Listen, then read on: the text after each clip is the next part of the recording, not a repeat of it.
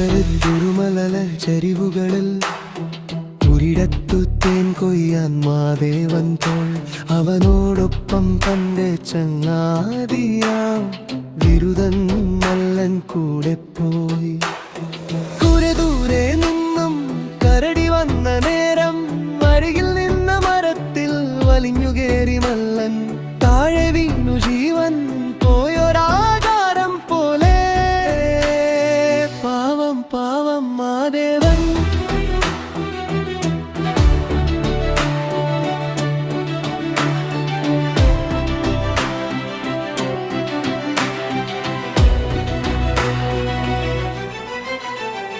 മണത്തു ചെന്ന കരടി പിണത്തെ വിട്ടകന്നു.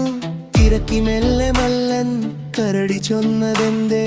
പൊല്ലാക്കാലത്തില്ലാത്തവൻ ചങ്ങാതിയല്ല പകരം ചൊല്ലി മാദേവൻ. കരുവിരലു പരുമമലർ ചരിവുകളും ഒരിടത്തു തേൻ കൊയ്യാൻ മാദേവൻ പോൾ അവനോടൊപ്പം തന്റെ ചങ്ങാതിയാം